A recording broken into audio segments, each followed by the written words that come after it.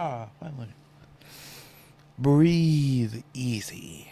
Let's go, bruh. Silently read this. The RAC account, reiterate, the RAC account of what confers basic equality status on a being says that the possession of a developed rational agency, capacities, cognitive, affective, and volitional, at or above a threshold level. Interesting. Hopefully, it's not. Well, threshold level is concerning because these arguments are easy to refute. I need to zoom in. Within a certain range, um, renders one a person entitled to the same consideration as many other persons. One has the same fundamental rights as all other persons. One's interest counts the same as those of any other persons in determining what ought to be done. One question that immediately arises is where the threshold that marks the lower boundary of personhood is located. Another is how the three kinds of rational agency, capacity, cognitive, affective, volitional, are weighed against each other and combined to yield a being's overall level of RAC capacity. To the latter question, we might hold that to be a person, one must have each of cognitive capacities, volitional capacities, affective capacities at a threshold, not just combined score of all three that is sufficiently high to meet a combination threshold. For example, if there were giant sloths that were found to have enormously developed affective capacities, but hardly any cognitive capacities or volitional capacities, we would not, and I think now, judge that the enormously affectionate sloths are persons, full members of the moral community. A sketch so far, the claim is that those beings above the threshold of RAC capacity and within a range all share full personhood and basic equality status, but there could be beings that have far greater RAC, rational agency capacity, than the human range and have a higher status and special moral pre rogative. I don't know what that means. Prerogatives. Prerogatives. Prerogatives? No.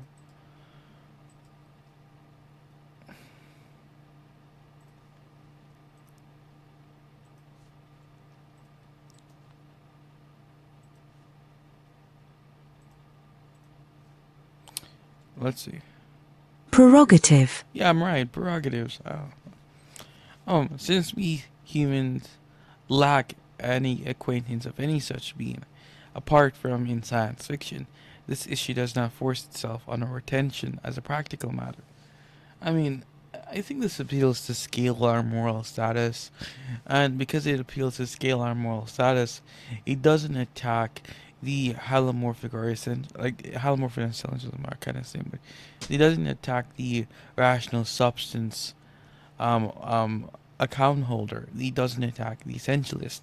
He'd only attack those who hold a scalar view of scalar and also scalar plus a pluralistic view of moral status. That means it's not only this property. That's going to be the explanation for why. It's okay.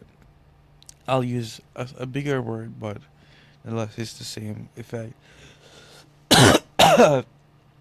Yes, there's not just one grounding property. There's multiple grounding properties. These grounding properties explain why this thing has moral status. Um, um, RSC appeal. The appeal to RSC is that it organizes and explains a huge number of judgments we intuitively want to make about the moral status of a wide range of beings. I need some water, Brad.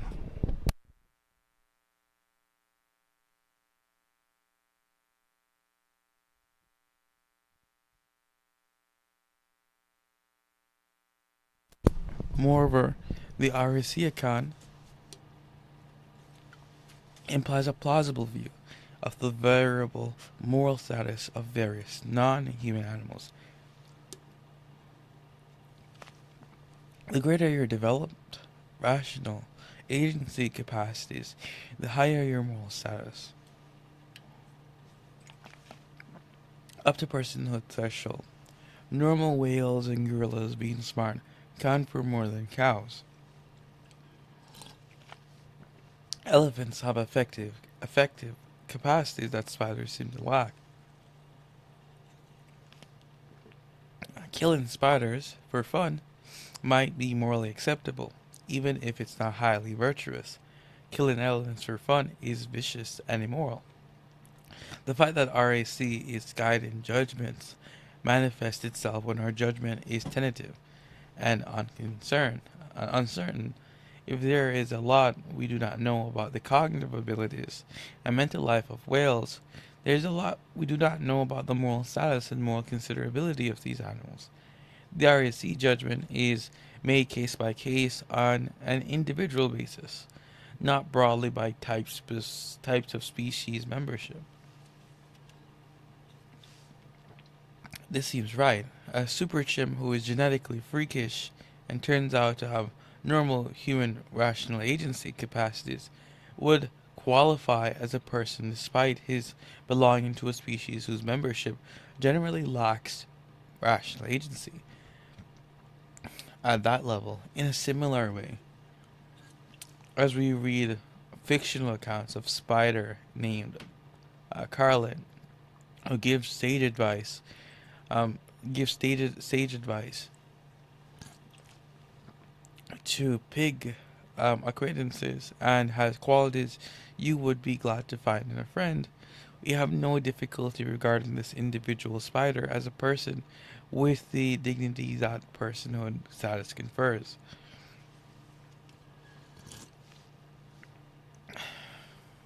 I would just say that this reminds me exactly of a mentioned part of ground in moral status. In if I click this, I know how much is being shown.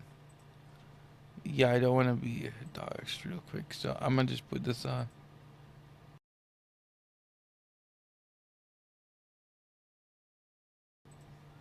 like this real quick. Um, grounds.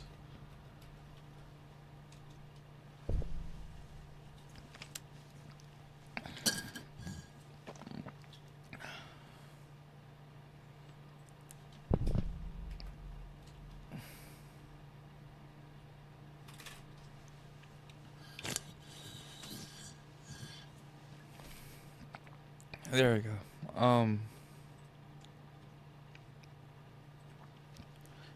You can look right here. McMahon provides especially an interesting imaginary example involving cognitively advanced superchips, which, on the account under consideration, generates counterintuitive consequences for moral status of moral status of the unenhanced chimps. For example, if the super chimps came to outnumber the unenhanced chimps, the norm for the chimp species would have changed, and for this reason alone, the unenhanced chimps would have gained higher moral status. A related counterintuitive consequence not mentioned by McMahon is the following.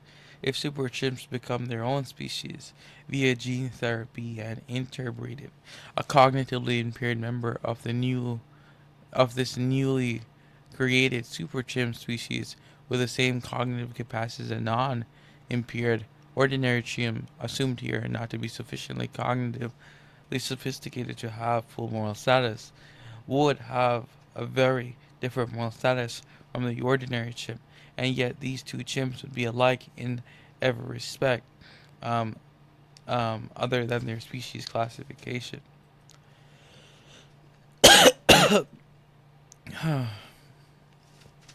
That reminds me of that one. Okay. RSC also avoids speciesism. Is a form of arbitrary moral discrimination, on par with racism. It is wrong to treat persons differentially simply on the basis that some members of a particular race or ethnicity or an account of having one or another skin color. Mere biological species membership do not itself determine what we owe to different individual beings. An extraterrestrial possessing each of the cognitive, affective, and volitional abilities at the threshold level qualifies as a person. um if this wouldn't be direct speciesism, but it would be like indirect speciesism. The question is always in regards to concordance. It's like, um, first, does the property have moral weight? I do think rationality, volition, and affectives do have some sort of moral weight. But again, that is just a claim without some sort of bridge for why that's the case. But for the sake of presumption that hey, this thing does have moral weight, we can clear that off the list. The second is, would this property be coextensional to all the beings or individuals within that species? And that's the problem here. Unless you say that hey, um, maybe these capacities aren't meeting the threshold, but nonetheless, is the capacity for it. A capacity for such thing leads us to the result that this thing is valuable. But I do wonder if these arguments levied against, like, let's say, sentience or using capacity-based approaches could be leveled against these type of argumentations that say we have a capacity for, let's say, rationality. Presumably, if we take on one of the criticisms levied at saintism, which is that, hey, maybe we're projected onto beings that maybe lack sentience, because we do not have epistemic access. There's an epistemic gap in regards to what we can know. We can analogize that, hey, this or that, but in some way, maybe we are projecting our own view of sentience onto beings that maybe lack sentience. And the problem, furthermore, is um, maybe the concept of human or whatever being has value is simply a concept that goes beyond the biological. Um, but to preface, um, the other problem with scalar views that also hold to some sort of pluralistic is that, hey, what if you do have a being like the Stanford Encyclopedia of Ground of Moral Status states in the first few pages? It's like, you can have a being that very minimally has all these properties, but it has them at a very weak level. Would they still be more valuable than, let's say, these giant and large sloths that have effective capacities at a very great degree? Let's presume that this being also have volitional capacities at a very great degree, but because they lack the rational capacity, seemingly they are less valuable than a being that has those capacities at a very weak level. But because purely they have other properties again that they hold at a very weak level, that somehow they're more valuable. It seems a bit arbitrary, and it seems as though, like, how do you render out why it's going to be the case that these beings with true properties are of less value, even though they're strongly held, um, but the other being who has it very weakly has more because it has more properties in general. That's the problem for the scalar view, specifically with the pluralistic scalar view. Again, you can levy some sort of threshold, but I just don't see how the threshold holds up to marginal cases. Whereby, how do you have a moral community with moral patients who are not under moral duties? They're not accounted for. Seemingly, some persons are going to be excluded from having obligations to protect them. So it seems as though you're going to have persons without rights in the moral community. And if we have persons without rights in the moral community, what's going to be the argument that this doesn't lead us to some sort of um, inequality? Um, that's just my thoughts. I keep going, man. Um, bruh, what am I yapping about?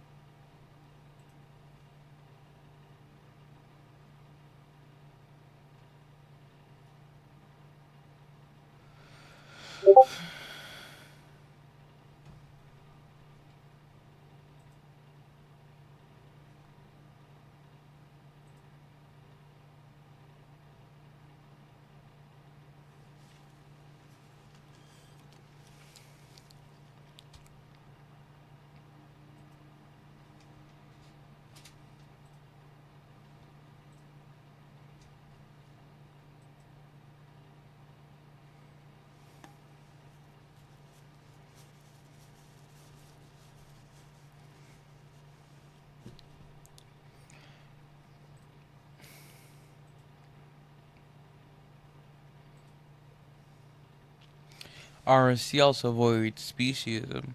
Speciesism is a form of arbitrary moral discrimination, on par with racism.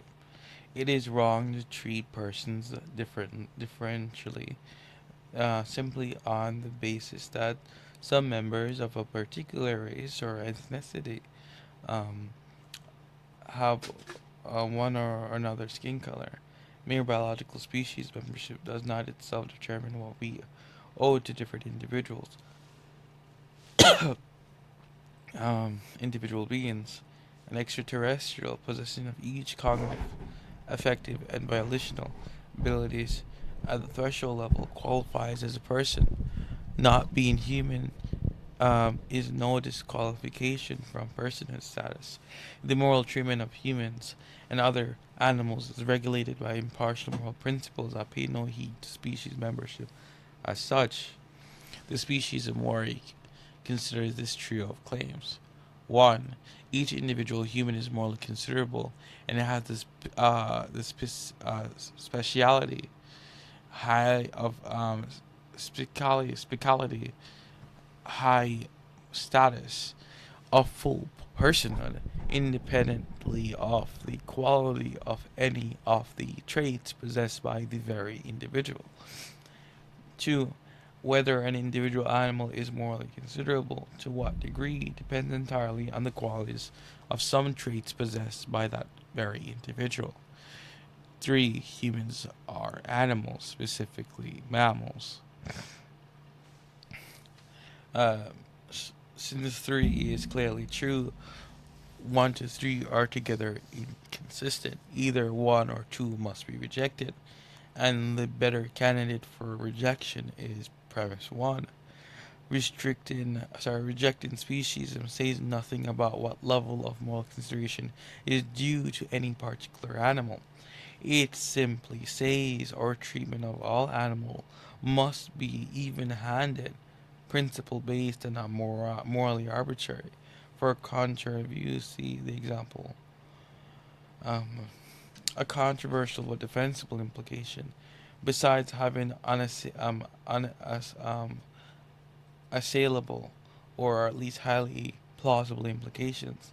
The RSC account of moral considerability and the personhood status also has the implication that there are more contestable. On this view, personhood is a stage in life of a human individual.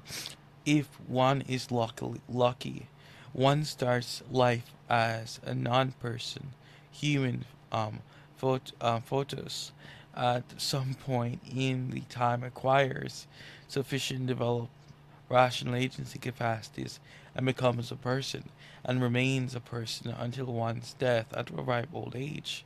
Another possibility is the injury or disease inflicted inflicts losses of RAC on one that one so that one loses non-personhood status for a time, but without losing all possibility of restoring RSC capacity. A yet more unfortunate scenario involves permanent loss of RAC capacities.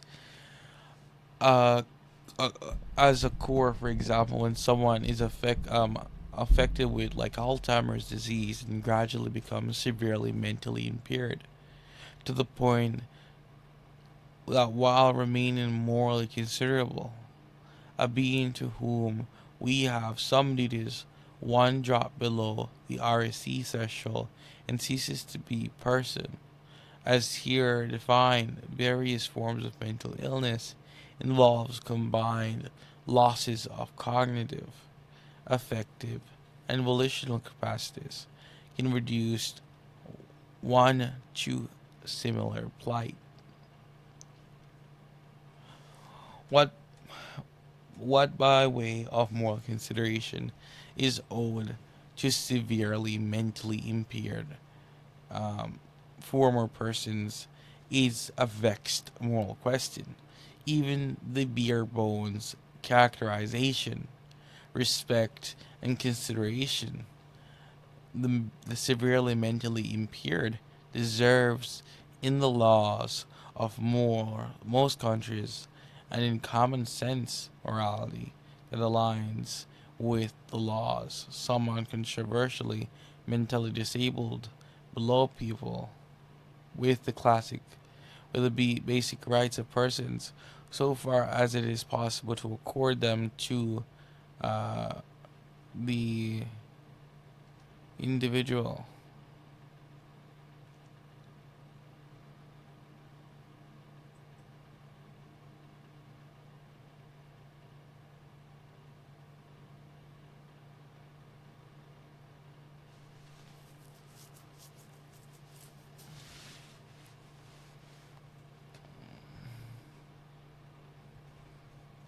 Need a bit of sleep. I ain't gonna lie, bruh.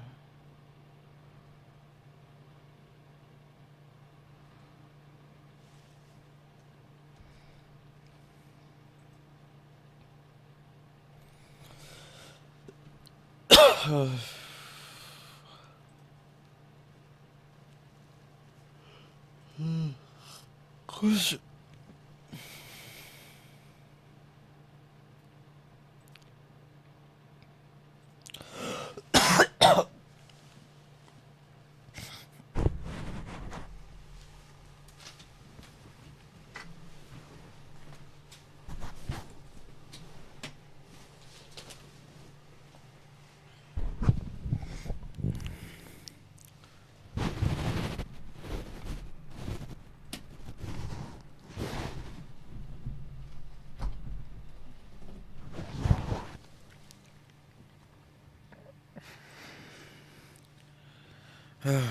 my throat is hurting. Oh my god, bro.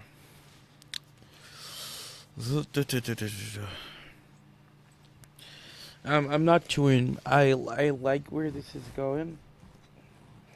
If I were to be really honest, I don't like the position it's even given.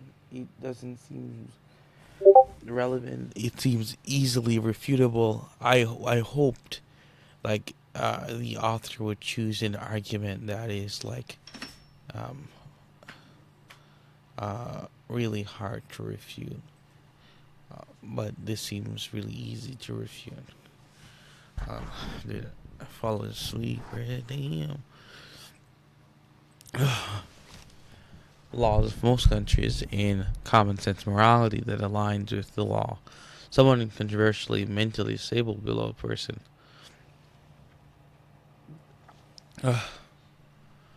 Conceit of RSC account nonetheless remains a person with basic rights of persons, so far as it is possible to accord them to this individual.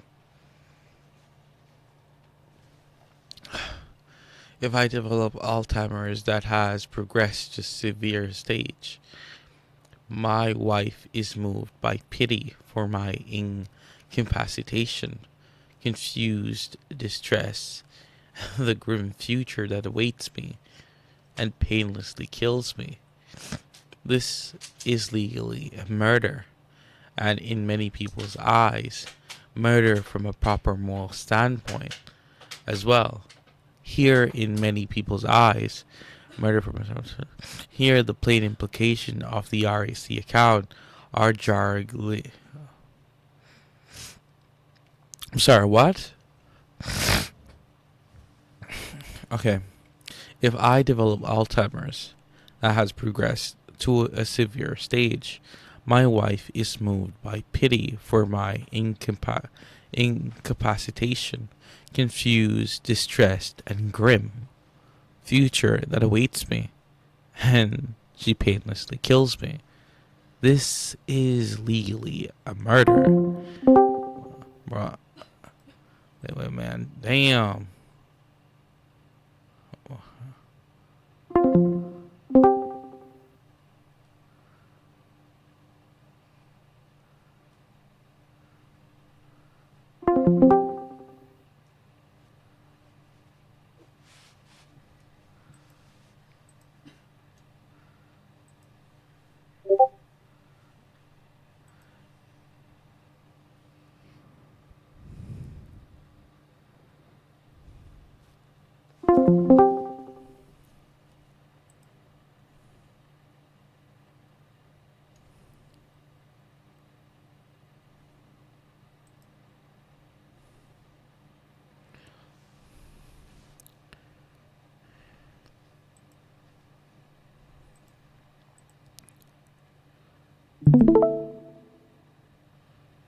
Mm.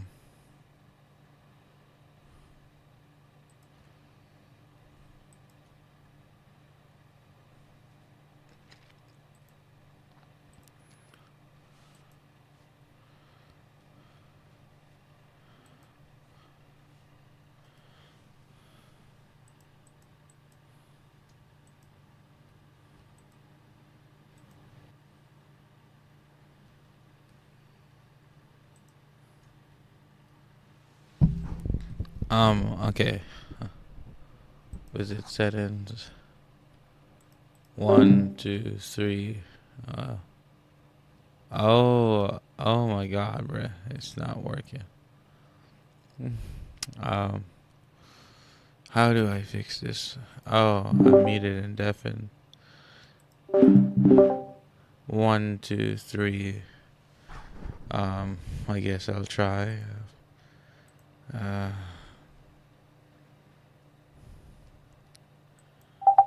1, 2, 1. 1, 2, 3. 1. Interesting.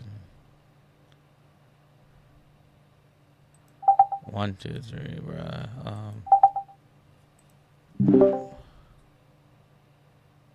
Let me do something real quick.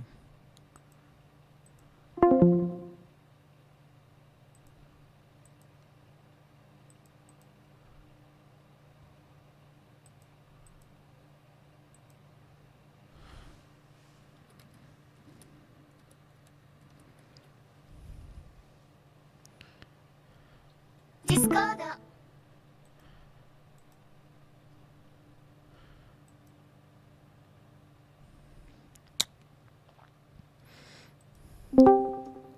1, 2, 3. There we go.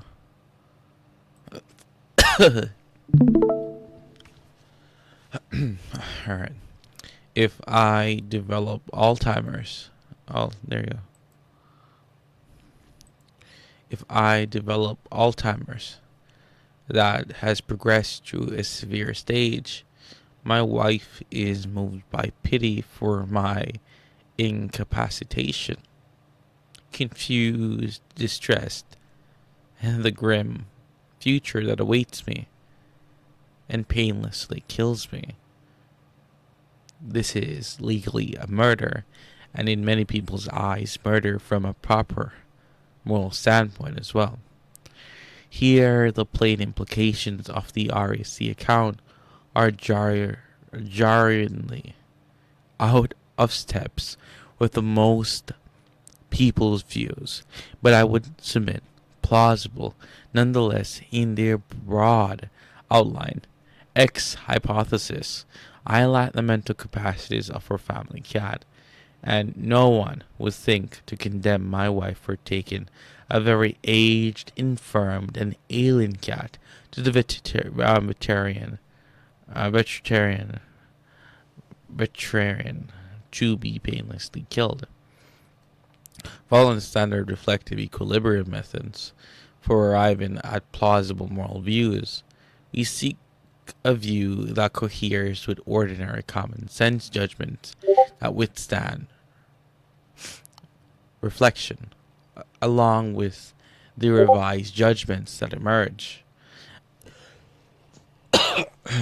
and the track considered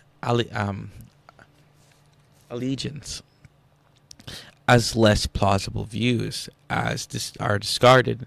The views that the views that at the present time, as best we can determine, is overall most coherent and plausible, might turn out to be jarringly out of steps with most people's view on some topics. If our ordinary convictions are latently inconsistent, this will have to be true for some entrenched judgments. Of course, one possibility is to discard the basic equality claim altogether. This chapter proceeds on the assumption that doing that would push one out of the frying pan and into the fire of greater epistemic implausibility. Of course, killing me described above fits well within the category of a mercy killing, one that is to the benefit of the individual who is killed, so does not pose in any vivid way the controversial implication of the RAC view of basic equality applied to the situation of the severely mentally impaired. If the badness of death is that it cuts off a future of life worth living, such that rational person would be glad, not sad, to remain alive, either for the sake of prudential goods that would accrue from longer life or agency goods deriving from doing good for others. A mercy killing does not cut off an all things considered life worth living for the person who dies, but rather a benefit to that person by cutting off future life that would be worse than no further life at all. A mercy killing so construed might take place against the informed will of the person who is killed, and arguably be morally objectionable on that basis, but the individual suffering from advanced Alzheimer's is incapable of forming informed will. Hence, the consent issue will presumably not arise in the decision problem I am imagining my wife facing, unless I had backed, when I was still mentally competent, set my mind against being killed in the circumstances that now obtain. Against another possibility is that once there is no possibility of competent will formed due to a lack of mental capacity, and incompetent will set against being killed suffices to erect a personal autonomy moral bar against being killed. But for discussions to elaborate further on possibilities, see McCurley 2013 and McMahon 2002. The RAC account, on the face of it, tends to support more controversial verdicts. Common sense moral judgments affirmed by many would support killing some animals, cats for instance. For example, just for convenience. If with sufficiently advanced Alzheimer's, I have mental and decisional capacities roughly compared to a cat, or less than that, then kill me painlessly just for convenience, not as a mercy killing, would seem to be rightly judged permissible on the same footing. Beings who are roughly on par in their RAC capacities should be entitled to roughly the same level of protection by deontic constraints. This way of thinking is surely counterposed to common sense moral views. The RAC account, as Jeff McMahon 2002, 2007, 2008 reminds us, does not by itself determine whether killing for the convenience of the killer is morally permissible or forbidden, but it insists on treating like cases alike, with similarity fixed by individual degrees of possession of RAC, or possibly further considerations beyond RAC. Common sense morality demurs on justice claim, in effect claiming that humans are morally special. For defense of speciesism, see Kit Te this volume. But looks to be speciesism prescribed and discriminated in treatment between beings whose morally relevant trait possession is the same on the moral or arbitrary basis of species membership. So perhaps the RAC account avoids advocates should not be moved by common sense criticisms, and you know what? We should not trouble by RAC's revisionary implications for choice of policy and conduct in this instance.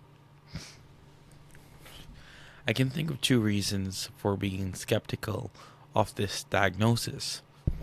One is that the example of individuals suffering from advanced Alzheimer's differs from an individual animal of compared mental capacities. In the former has the status of having once been a person, and the latter has no such status. This might rule out killing former persons now severely cognitively impaired, can be rationalized by assimilating them to other instances of permissibility, partially in non-consequentialist moral outlooks. Morality might permit favoring members of our species just as it permits favoring members of our own family over non-kin, or friends over strangers, and according to some, or fellow countrymen over citizens of other lands. The question would then become why favoring members of foreign species resembles the good form of partiality, for example, to friends, and not to the bad form of partiality, for example, to the white man. One might hold that one of the necessary conditions for acceptable partiality is that it extends only to the individual to whom one has close personal acquaintance, and hence partiality extends across large anonymous groups such as nations, states, supposed race, ethnic groups, those who are biologically male rather than female, or the reverse, and also biological species is morally admissible. Without diving deeper into these issues, I take that the RAC account so far has a host of plausible implications, and at least the jury is still out on the moral status of humans who are, from the start of their lives, or later become severely deficient in the RAC terms. A devastating objection. This simple RAC view runs into another problem that emerges into view in philosophical discussions of abortion and infanticide. In the 1970s, Thule, 1972, Warden, 1973, 1984, the RAC account yields the verdict, which many find plausible, that the human fetus lacks develop rational agency capacities anywhere near any plausible specification of the threshold level that confers personhood. However, even after becoming sentient, sometime around 22 weeks after conception, the late stages, fetus, and the newborn human as well, will lack personhood status on the same basis. The plausible RAC account of moral permissibility of abortion seems also to bound to insist on the moral permissibility of infanticide. Perhaps the RAC account of which makes a human individual a person with special moral status, could accommodate the implication that a newborn human baby or young infant fails to qualify as a person. We treat human newborns and infants as if they were full persons, and morality requires us to do this for several obvious reasons. Our psychological dispositions are such that involvement with newborns, especially in parental roles, trigger attachment. Love, along with desires to protect, care, and nurture the helpless young human, regardless of their moral status of the newborn. It would be a great harm to its parents if others treat it or display attitudes to it that show anything less than the attitudes of respect and concerns we accord to full members of the moral community. Moreover, to give the person, the newborn human, will become good life prospects, the newborn needs to get enormous love, care, protection, and nurturance now. Also, once out the womb, the human baby starts interacting with other humans, making eye contact, experiencing learning in impressive ways. The baby's potential for rational agency capacity is gradually becoming transformed into an actual developed capacities. We could interpret the situation in these terms. There is implicitly a convention, a moral rule we adopt in our society, requiring us to treat human babies as if they were full members of the moral community. A convention is not a rule that registers at the level of a foundational moral principle, but it is one we adopt to facilitate their fulfillment.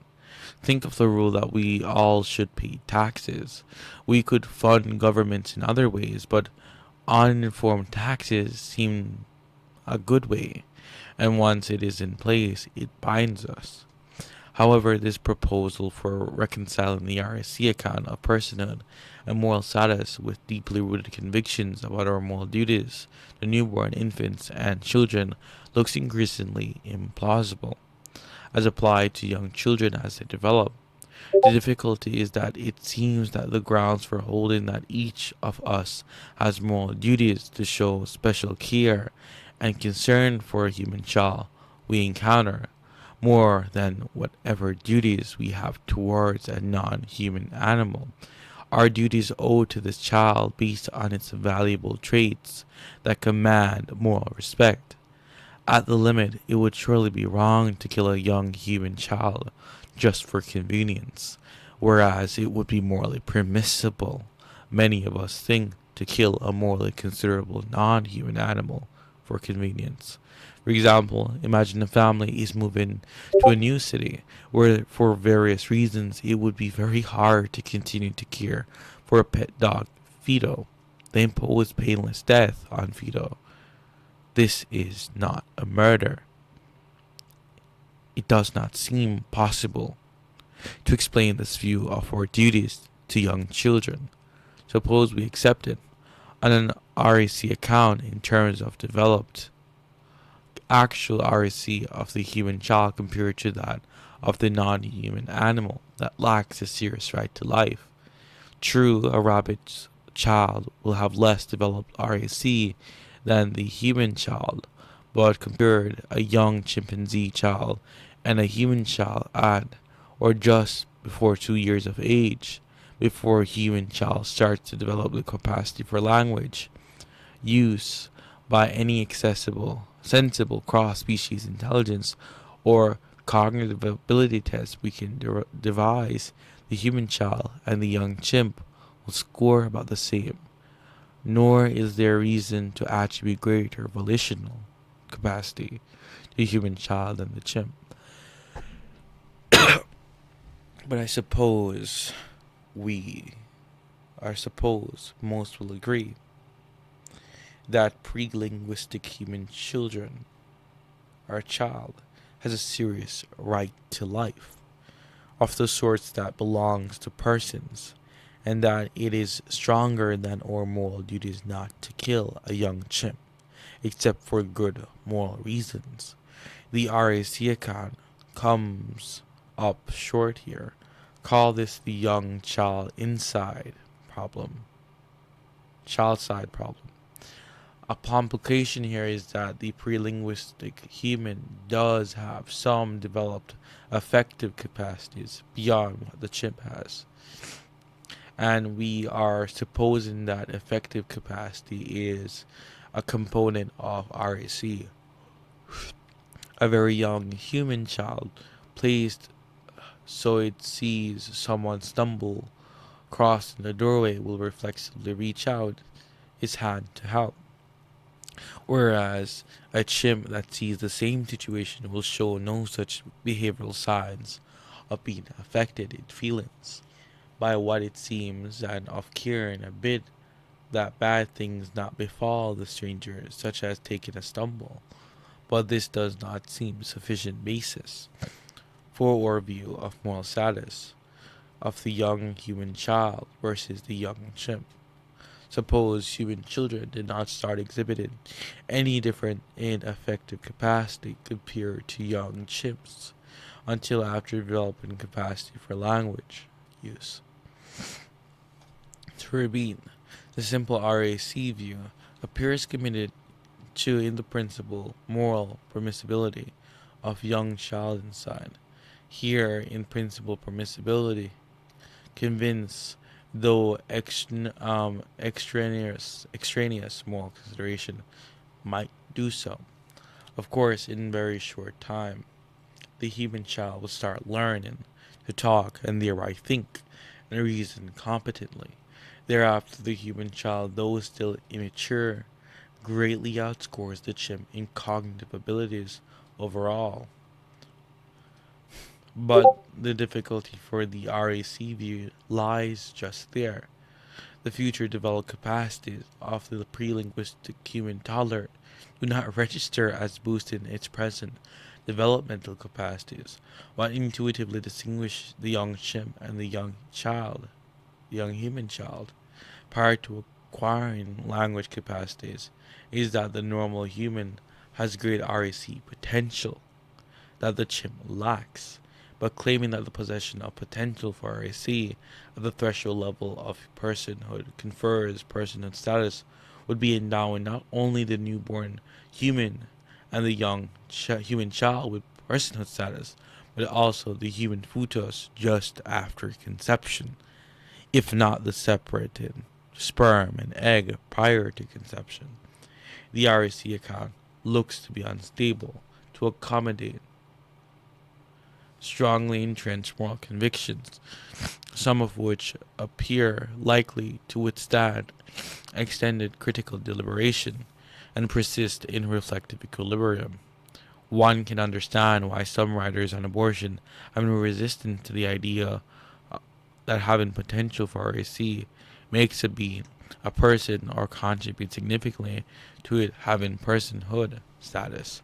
After all, it would be fallacious to prefer from the fact that an entity is a potential X to the claim that the entity, the property and prerogatives of an X, or has the properties and prerogatives of an X. But one can incorporate potentiality in a version of RAC account without committing this mistake.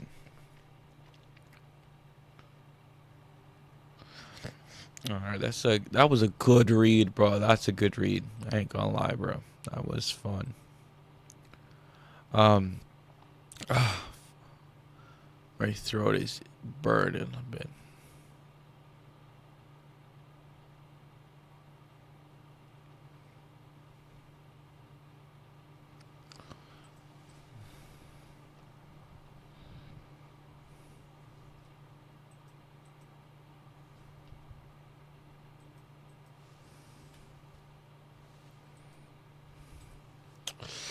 Just take some water real quick and then I can go back.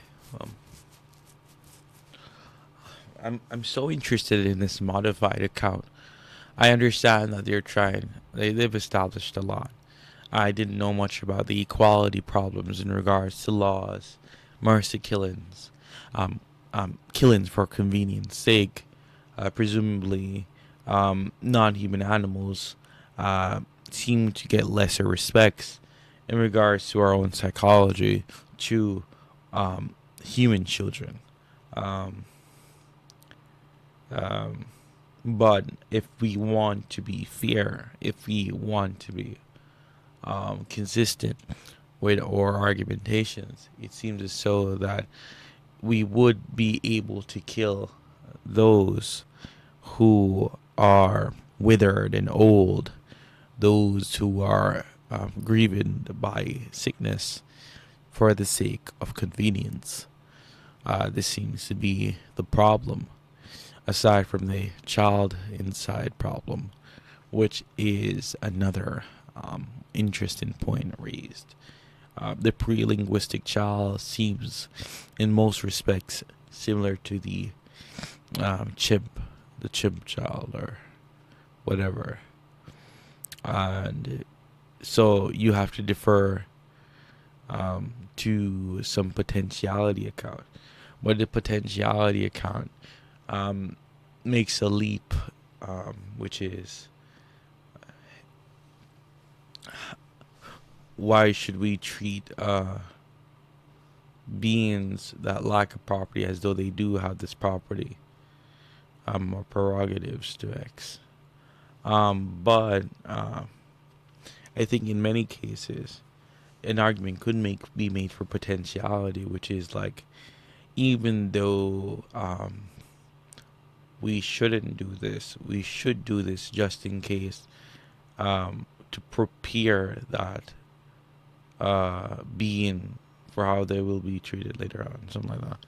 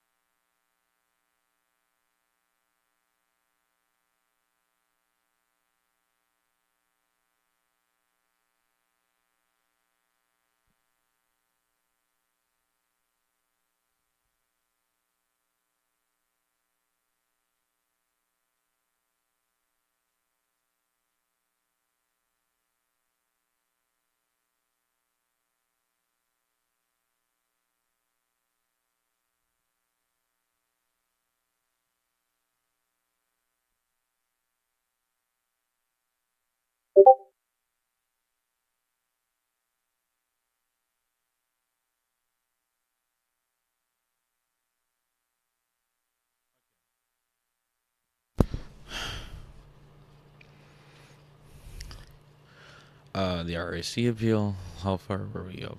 Okay. S1, 2, 3, 4, 5, 6, 7, 8, 9, 10. All right. And, let's the prerogatives of an X. Let me incorporate potentiality. Okay. All right. A modified RAC account combines potential and developed capacity. This talk of potential for RAC needs explication. Um, One has a developed capacity, for example, to speak French just in case one is able to converse in French. If altered and awake, provided with amount of appropriate stimuli, one has potential capacity to speak French just in case one could undergo a learning process that would bring about this capacity, develop capacity. In general, one has a potential capacity for a sort in a reasonably favorable circumstances. One develops the capacity in important causes of the development of the capacity. If that happens, are intentional to the individual who is claimed to have potential of that sort. Doubting the idea of potential can bear the argumentative weight I seek to place on it. So understood, I have a potential capacity varies by degrees along two dimensions. A potential for capacity is more robust, less favorable. The new circumstances need to be for development of the capacity to occur, and the potential is more intrinsic.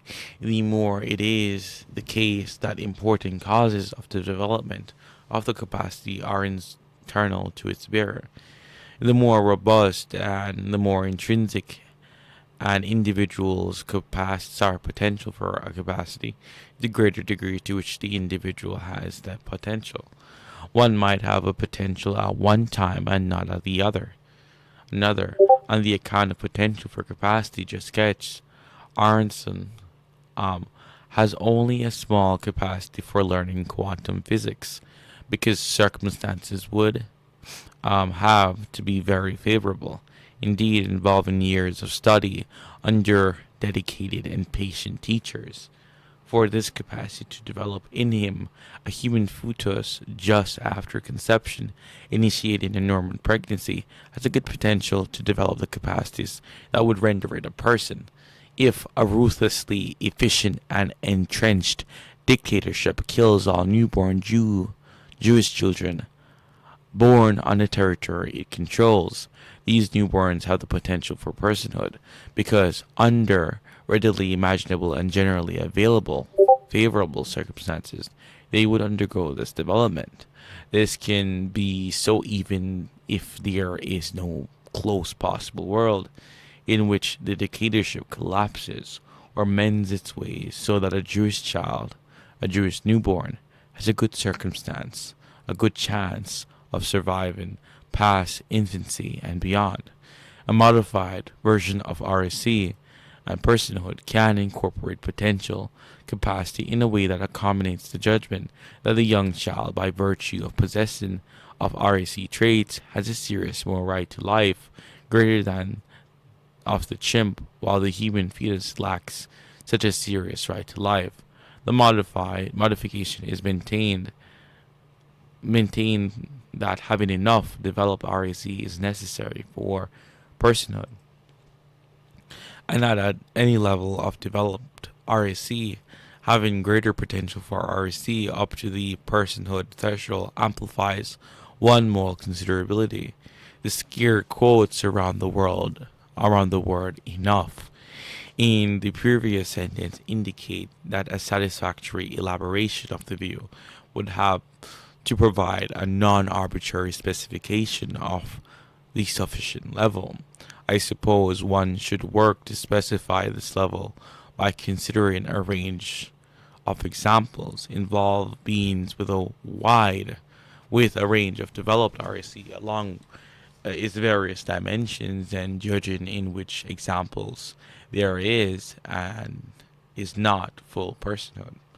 The threshold reached need not involve any discontinuous jump at any particular magnitude, just a point along a continuum. In other words, there needs to be acknowledged is the both potential RC capacity and developed RC capacities matter for moral considerability at and that the function that takes us from a being's potential at a time and developed capacities at a time to its moral considerability status of non-additives. But roughly think of the function as multiplicative, so that if either a being's potential or developed RC at a time is zero, their product is zero. Having zero developed RC, the human fetus is not morally considerable, even if its potential RC is deemed virtually identical to the potential RC of the young child, or for the matter an ordinary adult. Attaining sentience, the human fetus has tiny bit of developed RAC, and thus total RAC score that is higher than that of an identically sentient young rabbit. The newborn human has roughly the same developed RAC as the late stage fetus, but after birth acquires developed RAC rapidly. Adding to the RAC account, the idea that potentiality has importance enables it to deliver more nuanced, plausible verdicts about moral status than declining to acknowledge potentiality's significance. Applied to the puzzle of status of the young chimp and the pre-linguistic human, the hybrid view delivers the verdict that by virtue of having greater potential RAC along with comparable developed RAC, the pre-linguistic child is morally more considerable.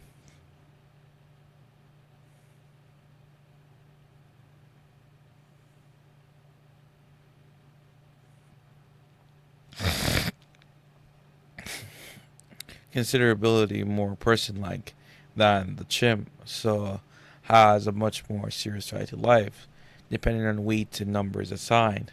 The modified RAC account might even rule out infanticide as impermissible. It readily rules out young child side.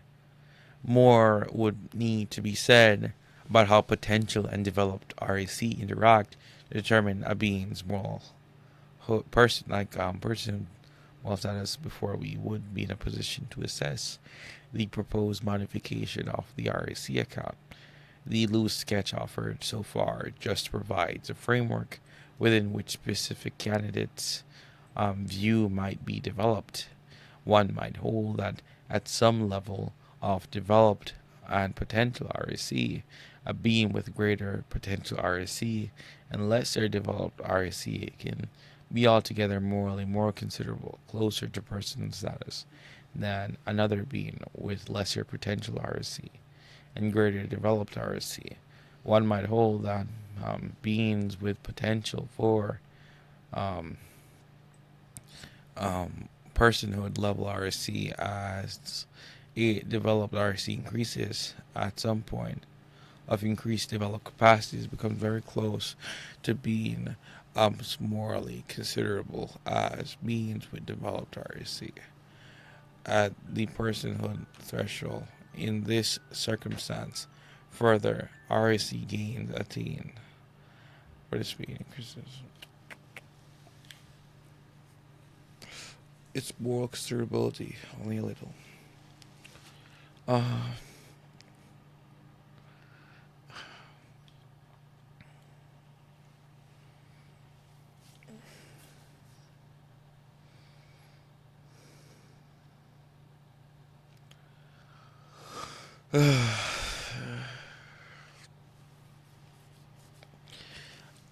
Okay, everything's getting better, but I just wish they'd move on from scalar views. It's like rampant within the discussion. And it's just making a claim that isn't being backed up. But aside from that, it's a wonderful read, to be honest. But my voice is killing me. My voice is definitely killing me right now. I can't, bro. Um, Jesus Christ. Bruh. I know it's gonna get more juicy. I want to finish reading it, but it's also like 4:41 a.m. If I fall asleep, I'm gonna wake up way too early, way too late, bro. Uh,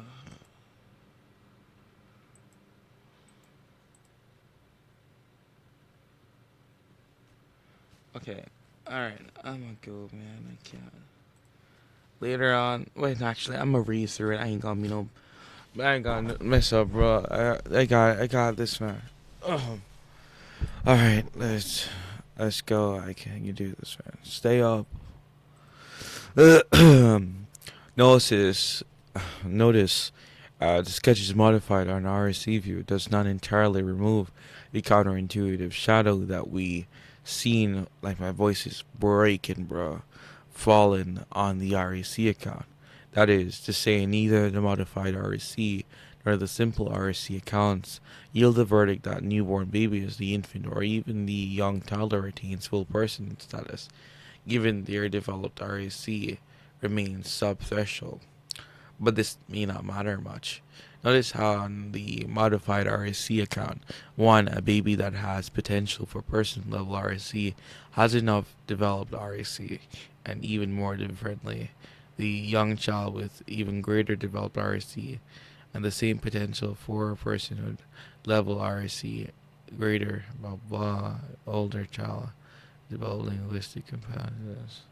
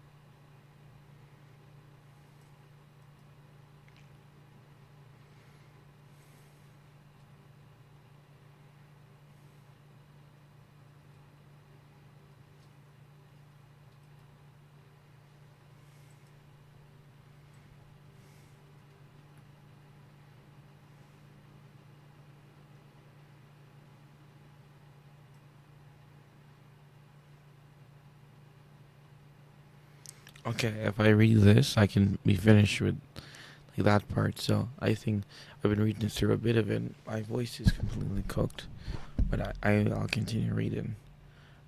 This is interesting. Ingeniously proposed that being able to participate with success as rarely in a rearing relationship that is relationally guided by the aim of full development of RSCA in the RERI is necessary and sufficient personal status.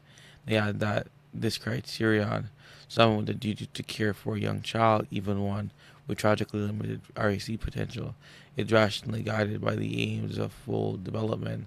And so the RERI in this RERIan relationship qualifies as a full person. In contrast, someone with a duty to care for an animal, such as a dog, would not be rationally guided in RERIan activities by any such aim, since a dog can fully flourish without developing RAC at this threshold. My concern about this proposal is that it will turn out to be over inclusive. The dog qualifies as a person.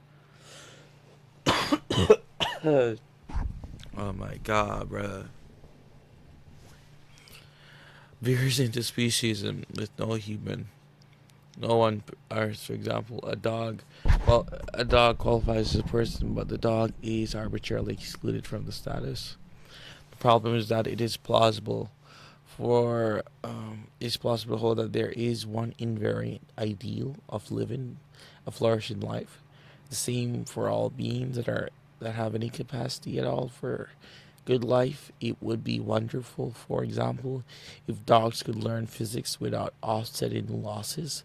So the individual who has a duty for caring for a young dog is rationally guided by the aim of developing the full RAC. As much as RAC as possible in the dog, really just as much as would be the case with the rear of the young human with tragically low RAC potential. Oh my god, bro. I want to read through this, but I'm dying, bro. I can't. Okay, let's stick it up, bro. Let's go. I'm so sleepy. It's insane. Uh, Shelley King in 2016 argues that that a living human with no potential for acquiring personal status and no more potential for developed rational capacity or developed rational agency capacity than a non-human animal, yet have a higher moral status than the animal virtue of being what is called a modal person. Juicy. I've heard of modal person before, but I thought modal persons were only applicable to persons that do not yet exist, but has the possibility of existing. If it's the case that conception is why we get this person, I know the RAC is not positing but if presumably a modal person could quite literally be sperm and egg, the possibility of regaining a person there by the field. But because it failed, you never got them all done, bro. I can't. Bro. I can't give up, man. A modal person is a being that metaphysically could have been a person, even if causally impossible that the being could never become a person. To illustrate the idea, he distinguishes the human infant born with anencephaly, which prevents the upper brain from developing, even though the infant lacks genetic instructions. Themselves don't block development, and conceivably infants born with a similar condition stemming from a genetic endowment. So this infant could not ever have been a person. Depends on the values that attach to modal personhood compared to other traits that confers greater moral considerability. Keegan view states at 14 and 15 allows the possibility that an encephalic human infant might have greater moral status than an infant gorilla with greater developed RAC and greater potential for rational AC. We should grant that Keegan has identified a coherent position, but I doubt that we should share his judgment about modal personhood enhancing moral status. In other domains of metaphysical possibility seems like inherent in this regard. The sheer fact that Aronson's metaphysically could not have been a great violinist or excellent football player, even though he utterly lacks the capacity or potential for these respects, does not enhance his human achievement capacity status. Another War is that partially of reasoning Kagan's strategy for defending the view that is uncomfortably close with speciesism would serve to rationalize view uncomfortably close with racism. It is metaphysically possible to have all individuals of European ancestry could have belonged to a white race of superior qualities. One on a more numerical note, I conclude that these issues regarding the boundary of personhood, besides being politically diverse in our times, are also intellectually hard to resolve and merit further study. Yeah, I give up, man. Damn, I'm cooked, bro. Ugh, damn, my voice.